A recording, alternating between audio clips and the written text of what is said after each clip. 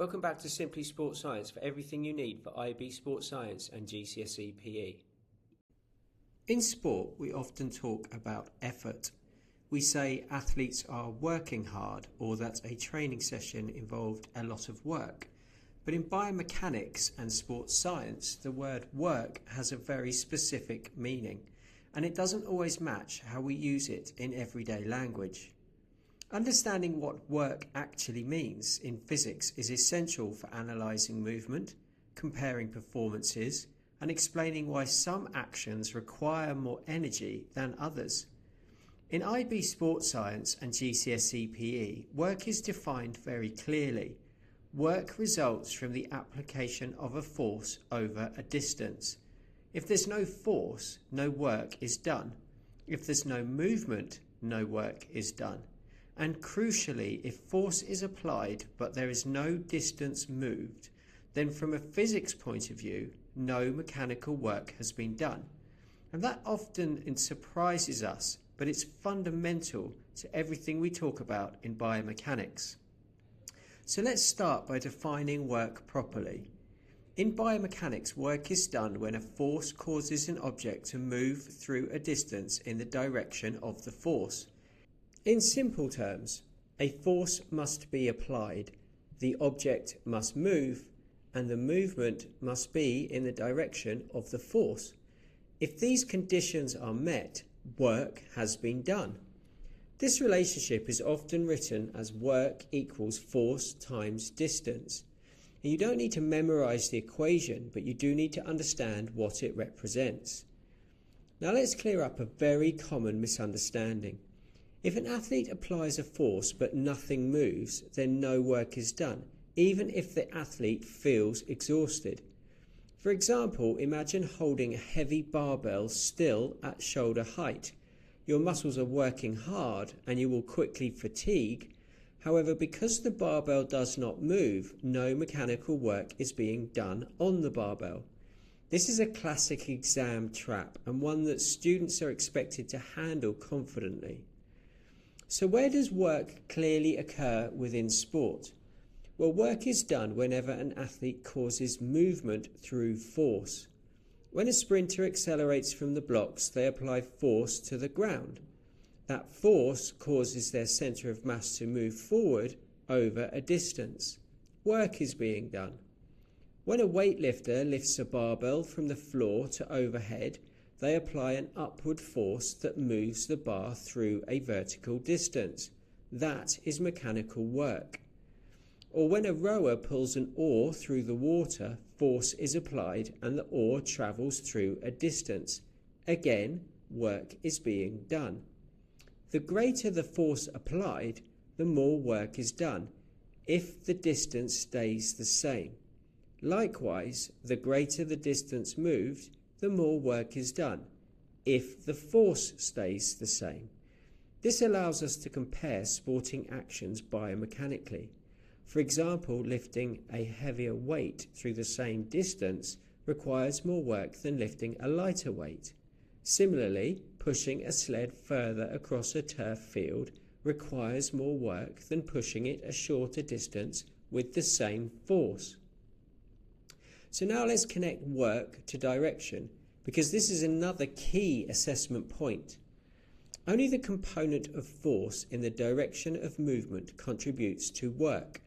This means if a force is applied at an angle, only part of that force is doing useful work. A good example here is running. When a runner applies force to the ground, not all of that force contributes to forward movement. Some force is vertical, helping support body weight, while the horizontal component contributes to forward motion and therefore to work being done in the direction of travel. This is why technique is so important. More efficient athletes apply a greater proportion of force in the desired direction, increasing useful work and therefore improving their performance. So now let's apply this directly to sporting performance. In sprinting, athletes aim to maximize the amount of work done in the horizontal direction during acceleration. Powerful hip extensions allow large forces to be applied over each stride length, increasing work done and therefore speed. In endurance running, athletes aim to reduce unnecessary work. Excessive vertical movement means force is being applied without contributing to forward distance, increasing energy cost without improving performance. And in cycling, work is done as force is applied to the pedals over the circular distance of each revolution. Gear selection changes the force-distance relationship, allowing athletes to optimize work rate for speed or endurance. Work is very closely linked to energy transfer, which becomes more explicit later in the biomechanics units you will study. When work is done, energy is transferred. For example, chemical energy stored in muscles is converted into mechanical work that moves the body or an object.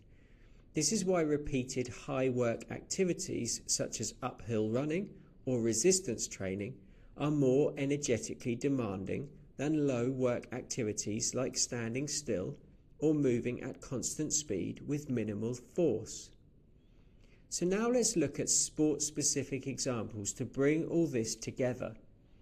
In weightlifting, work is done during the upwards phase of a lift. When force is applied and the bar moves vertically, no work is done during a static hold, even though muscles are active. In rowing, athletes perform large amounts of work by applying force over a long stroke distance. Rowers who generate high force and maintain long stroke length perform more work per stroke, contributing to boat speed. In football, work is done when players sprint, jump, or strike the ball. A powerful kick involves applying force to the ball over the distance of the foot contact, transferring energy and increasing ball velocity. And in skiing or ice skating, athletes often aim to minimize unnecessary work by reducing frictional resistance and maintaining smooth movement patterns. So here we need to address another common confusion. Does holding a static position count as work? Well, from a physics perspective, the answer is no, because the distance is zero. But from a physiological perspective, muscles are still expanding energy. And this distinction is important, especially for those of you studying IB. The examiners will expect you to recognize the difference between mechanical work and muscle activity. So to bring this all together, let's recap. In sports science, work occurs when a force causes movement over a distance. Both force and distance are essential. Without either of these, no work can be done. Understanding work allows us to analyze movement efficiency, to compare different sporting actions, to explain the energy demands of a sporting movement, and evaluate the technique of a performer. It helps explain why some movements are more demanding than others and why technique plays such a crucial role in performance. And that's why work, despite sounding simple, is a fundamental concept in biomechanics and a key part of the biomechanics sections of both IB Sports Science and GCSE PE.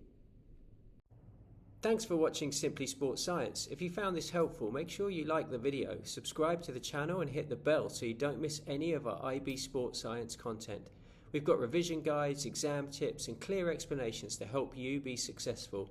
And don't forget to visit us at www.simplysportscience.co.uk. Join us again next time where we'll keep making sports science simple.